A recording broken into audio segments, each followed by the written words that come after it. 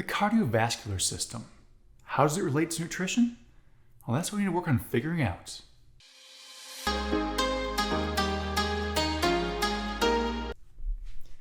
The cardiovascular system is made up of your heart and your blood vessels. Blood vessels like arteries and veins, arterioles and venules, and those little tiny capillaries. And you can't forget the blood.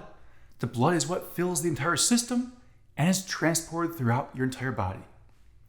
That blood is what helps tie into the nutrition, because the blood is transporting nutrients. It's transporting these nutrients throughout the entire body, as well as picking them up from the digestive system. But now, when your blood picks up the nutrients from the small intestines, it will then take that blood into the liver. Liver can help to clean it a little bit, process it, but then that blood will take the nutrients from the liver up into the heart. Then from the heart, it goes to the lungs, picks up some oxygen, and is sent to the rest of the entire body. The nutrients, as well as that oxygen, will then be distributed to every tissue in your body practically via the capillary network, little tiny blood vessels that allow diffusion across their membrane. So in your blood, one thing we have are red blood cells. Their main purpose, red blood cells are going to be transporting oxygen. They help with carbon dioxide a little bit. How are they tied into the digestive system and nutrition? Well, they're made of protein, so you have to have enough protein, as well as there is iron at the center of the hemoglobin molecules. That iron you had to ingest at some point. So again, making sure you have a balanced diet, have enough iron in there. Second component of blood are white blood cells. Again, they're made of protein, but these white blood cells are helping with your immunity, fighting off infection.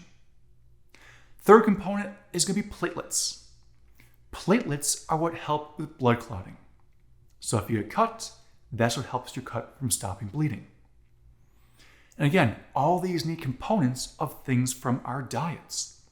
If we're imbalanced in anything, they can cause an impact on those different components.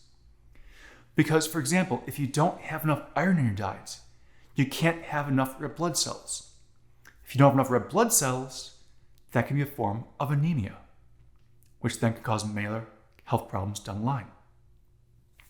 If you don't have enough of the different nutrients, especially proteins, that build your white blood cells, you can't fight off infections. Even the common cold could be problematic too then.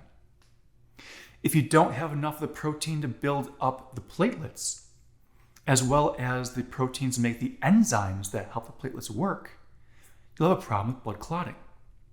So again, nutrition has a huge part in making sure the cardiovascular system, especially the blood, is functioning properly. If you want to look at the heart, think of it this way.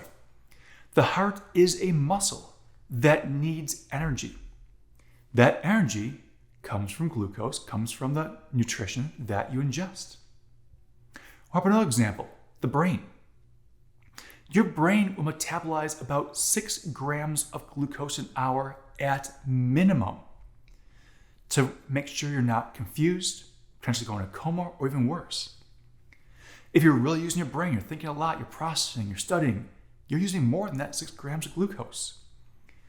So that's why it's always recommended to make sure you have a healthy diet, but also you eat something before studying or taking a test. Helps to fuel the brain to make sure everything's good. But not to overfuel.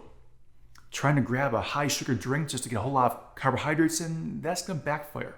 It actually helps you lose focus, not gain focus. So it's about balancing a healthy, proper diet, not just trying to load up on junk and other carbohydrates.